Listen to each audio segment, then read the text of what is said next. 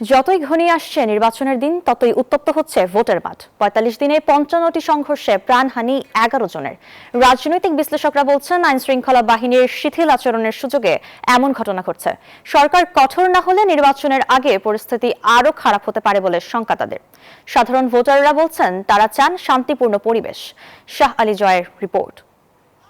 সব মশার বিরুদ্ধে সুরক্ষা দিতে এলো বসুন্ধরা এক্সট্রিম অ্যারোসল। মশার বিরুদ্ধে এক্সট্রিম সুরক্ষা।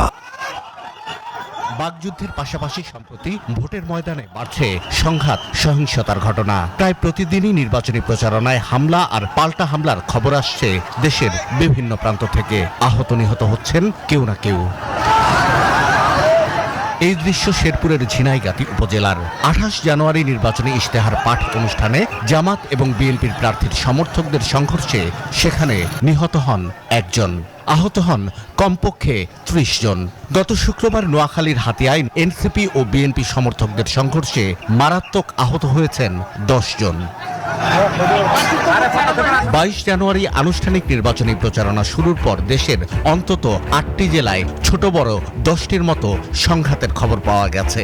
প্রাণ গেছে একজনের, আহত কমপক্ষে ৮০ জন। এসব ঘটনা আতঙ্ক তৈরি করেছে সাধারণ ভোটারদের মনে।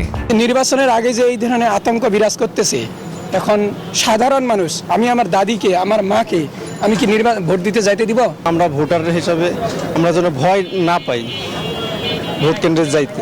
যখন দেখবো যে কেন্দ্রে কোনো ধরনের কোনো সহিংসতা চলছে, আমি তো নিজে ভোট দিতে যাবো না।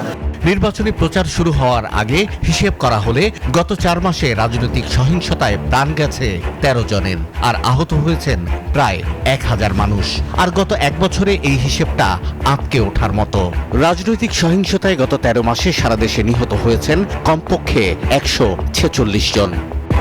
রাজনীতি বিশ্লেষকরা বলছেন, পরিস্থিতি নিয়ন্ত্রণে সরকারের ব্যর্থতা স্পষ্ট। সরকার তো আসলে কার্যত কোনো নিয়ন্ত্রণ নাই। যেহেতু নিয়ন্ত্রণ নাই, সেহেতু এটা তো সবারই আশঙ্কা। এটা সামনে একটা বিস্ফোরক পরিস্থিতি আমাদের সামনে অপেক্ষা করছে।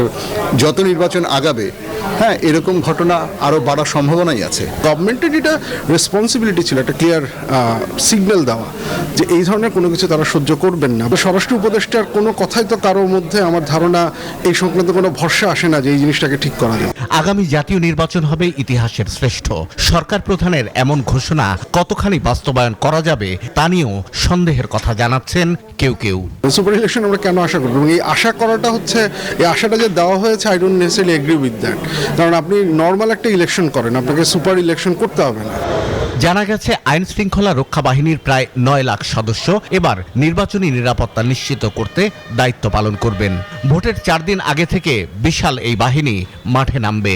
তবে এর আগেই সারা দেশে আইন শৃঙ্খলা রক্ষাকারী বাহিনীর বিশেষ অভিযান চলছে। শাহ আলী জয়, নিউজ 24, ঢাকা।